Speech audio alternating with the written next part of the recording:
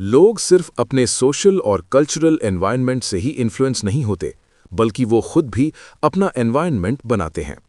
Psychology यही समझने की कोशिश करता है कि इंसान एक सोशल क्रीचर के रूप में कैसे बिहेव करता है। चलिए रंजीता और शबनम की स्टोरी पर एक नज़र डालते हैं। रंजीता और शबनम एक ही क्लास में पढ़ते थे, लेकिन सिर्फ एक दूसरे को जानते थे और उनकी लाइफ काफ़ी अलग थी। रंजीता एक फार्मर फैमिली से थी। उसके दादा दादी, पेरेंट्स और बड़ा भाई अपने खेत में काम करते थे। पूरा फैमिली एक साथ गांव में रहता था। रंजीता एक अच्छी एथलीट थी और स्कूल की बेस्ट लॉन्ग डिस्टेंस रनर भी। उसे लोगों से मिलना और दोस्ती करना बहुत पसंद था।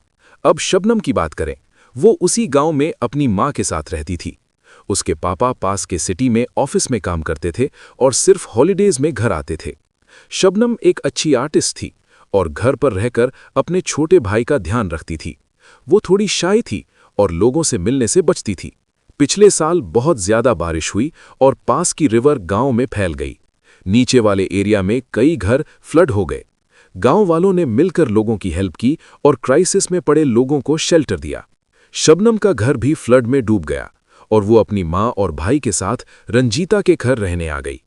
रंजीता खुश थी क्योंकि वो उनकी हेल्प करके और उन्हें अपने घर में कंफर्टेबल फील करा के मदद कर रही थी।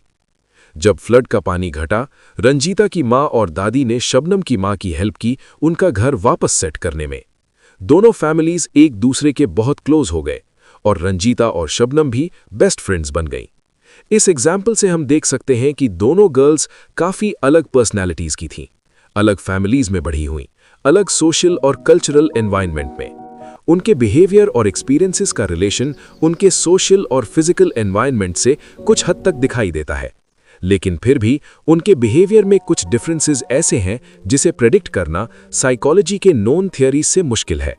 और समझ आता है कि क्राइसिस के टाइम कम्युनिटी के लोग कैसे हेल्प करते हैं या कभी-कभी अपनी लाइफ को रिस्क में डालकर भी दूसरों के लिए काम करते हैं, जैसे रंजीता और शबनम के गांव में हुआ। लेकिन हर गांव वाला इक्वली हेल्पफुल नहीं था और हर सिचुएशन में हर कम्युनिटी इतना कोऑपरेटिव नहीं होता। कभी-कभी लोग एंटी सोशल हो जाते हैं, लूट और एक्सप्लॉयटेशन भी करते हैं।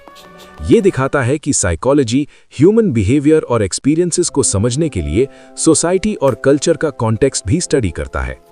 इसीलिए साइकोलॉजी एक सोशल साइंस है जो सोशल, कल्चरल और फिजिकल एनवायरनमेंट के रेफरेंस में इंडिविजुअल्स और कम्युनिटीज पर फोकस करता है।